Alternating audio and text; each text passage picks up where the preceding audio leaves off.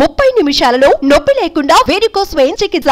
ఆవేశ hospital, Hyderabad. అంటే to be honest గా చెప్పండి, ఆయన ఇన్ఫ్లుయెన్స్ మీ మీద ఏమన్నా కొద్ది గొప్ప ఉందంటారా? ఆర్నబ్ గోస్వామిది. లేకపోతే తెలుగులో మూర్తి అనే ఒక వ్యక్తి ఇక్కడ ఒక ఆర్నబ్ గోస్వామి అవ్వాలని ట్రై చేశారా? ఒకనొక టైంలో మీ లైవ్స్, మీ డిబేట్ చూసినప్పుడు తెలియకుండా ఫీలింగ్ వచ్చేది. అంటే నేను 95 నుంచి జర్నలిజంలో ఉన్నా. So Arnab Goswami NDTV, times now, ఆయన కూడా చాలా ఏళ్ళ నుంచి జర్నలిజంలో ఉన్నారు. బట్ మీకు తెహల్కా స్పై క్యామ్, సీక్రెట్ కెమెరాలు రాకముందే ఓకే, నేను విజయవాడ రిపోర్టింగ్లో కెమెరాని సీక్రెట్గా పెట్టి, కూరగాయల బొట్లు ఉన్నాయనుకోండి, ఆ టమాటాలు, ఆ వంకాయలు, ఆ ఆనపకాయల మధ్యలో కెమెరా పెట్టి నేను సీక్రెట్గా చాలా స్టింగ్ ఆపరేషన్ చేశాను. ఓకే. సో తెహల్కా అనేది దేశంలో స్పై క్యామ్ అనే ఇష్యూతో వచ్చింది. స్పై క్యామ్ లేనప్పుడే నేను కెమెరాని సీక్రెట్గా పెట్టి చాలా స్టోరీలు చేశాను. సో నేను జర్నలిజంలోకి వచ్చినప్పుడే నేను ఏదో ఒకటి చేయాలనుకునేవాడిని. ఈటీవీలో ఉన్నప్పుడే నేను చాలా స్టింగ్ ఆపరేషన్లు చేశాను, చాలా డైనమిక్ జర్నలిజం చేశాను. ఓకే. మీకు ఓల్డ్ సిటీలో మత కల్లాలు జరిగి అవతల వర్గం చనిపోతున్నప్పుడు నేను డెస్క్లో ఉన్నప్పుడు, రిపోర్టింగ్లో లేని, ఫీల్డ్లో.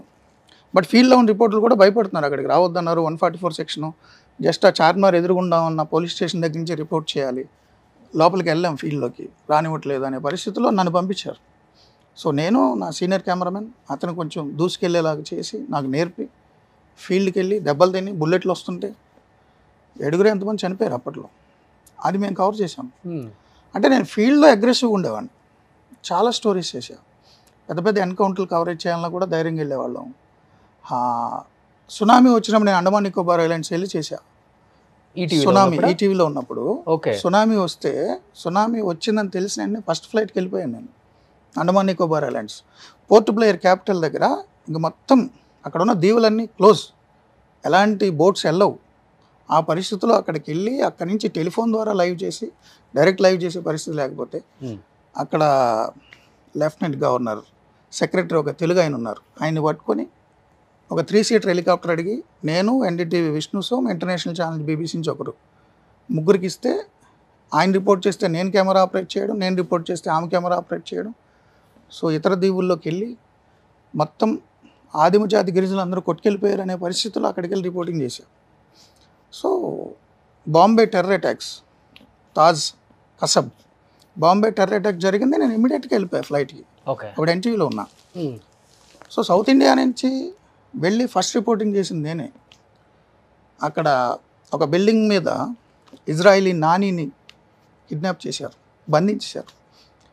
దానికి ప్యారలల్ బిల్డింగ్ ఏం లేదు, కింద నుంచి అందరు రిపోర్ట్ చేస్తున్నారు. బట్ దానికి ప్యారలల్గా బిల్డింగ్ చూస్తే ఒక సెంటరింగ్ బిల్డింగ్ ఒకటి ఉంది, బ్లూ టార్పాలిన్స్ కలిపేసి సర్వీరా కర్రలు వాటితో సెంటరింగ్ జరుగుతుంటుంది కదా.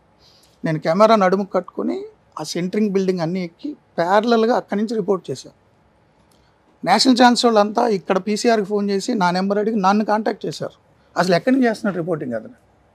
సో నేను ఫీల్డ్లో ఉన్నప్పుడు అగ్రెసివ్గా ఉండేవాడిని, స్టూడియోకి వచ్చిన తర్వాత అదే అగ్రెషన్ కంటిన్యూ అయ్యింది. But so and so person లాగా ఇమిటేట్ చేద్దాం నాకు ఆలోచన లేదు. అయినా ఒకళ్ళు ఇమిటేట్ చేయలేదు. రోషన్ ఎవరైనా ఇమిటేట్ చేస్తారా? ట్రై చేసిన వర్కౌట్ అవ్వదు. మూర్తినైనా అంతే, అన్నప్పుడైనా అంతే. సో ఎవరి సిగ్నేచర్ వాళ్ళకి ఉంటుంది. కానీ మీరు మిలిటరీలో ఉండుంటే వేరే లెవెల్లో ఉంటుంది ఇండియానేమో మీరు చేసే ఎక్స్పెరిమెంట్స్కి. నేను ఎప్పుడు ఉండాలని నేను అనుకోలేదు. నేను ఫీల్డ్ జర్నలిజం అంటే నాకు అప్పట్లో ఎలా ఉండేదంటే ఆ ఉత్సాహం, అదంతా జర్నలిజం అనేది ఇంట్రెస్ట్ నాకు ముందు నుంచి. అంటే కొంత ట్రోల్ చేశారు అప్పుడు మిమ్మల్ని, దాన్ని సహజం కదా. ఎంజాయ్ చేస్తారా ట్రోల్స్? అని నేను చూడను, అసలు నాకు ఆ టైం కూడా ఉండదు. ఇప్పుడు నేను ఒక డెసిషన్ తీసుకుంటాను, ఒక దాని మీద స్టడీ చేస్తాను, ఒక ఇష్యూ మీద ఫుల్ ప్రిపేర్ అవుతా, పొద్దు నుంచి సాయంత్రం వరకు అన్ని డాక్యుమెంట్స్ అవుతా, అందరితో మాట్లాడతా, పబ్లిక్ డొమైన్ డాక్యుమెంట్స్ అవుతా, దానికి సంబంధించిన వీడియోలు అవి చూస్తా, ఒక డెసిషన్కి వస్తా, ఇది రాష్ట్రానికి మంచిది, ఇది నా డెసిషన్ అని, లేదా ఈ కాజ్ మంచిది, ఈ కాజ్ కోసం నేను ఈ స్టాండ్ తీసుకున్నాను. నేను ఒకసారి స్టాండ్ తీసుకున్న నేను దానికి కమిట్ అయిపోతాను. నా స్టాండ్ మీద ఎవరికైనా చాలా ఒపీనియన్లు ఉండొచ్చు. ఇప్పుడు ఒక సబ్జెక్ట్ మీద నా ఒపీనియన్ ఎలా ఉండి నేను ఎక్స్ప్రెస్ చేస్తున్నాను, నా మీద, నా స్టాండ్ మీద వ్యూయర్స్కి చాలామందికి ఒపీనియన్ ఉండొచ్చు. వాళ్ళ ఒపీనియన్స్ ట్రోలింగ్ ద్వారా రిఫ్లెక్ట్ అయ్యింది. సో దానికి నేను ఇన్ఫ్లుయెన్స్ గురైపోకూడదు కదా. నన్ను ఆయన ఏదో అన్నాడు కాబట్టి నా నిర్ణయం నేను మార్చుకోను కదా. నన్ను ఆయన ఏదో పొగిడేడు కాబట్టి నేను రెండోసారి చేయను కదా. సో అది వాళ్ళ ఇష్టం, నేను పట్టించుకొని నేను చూడండి. సుమన్ టీవీలో మీ పర్సనల్ అండ్ బిజినెస్ ప్రమోషన్స్ కోసం కింది నెంబర్కి కాంటాక్ట్ చేయండి.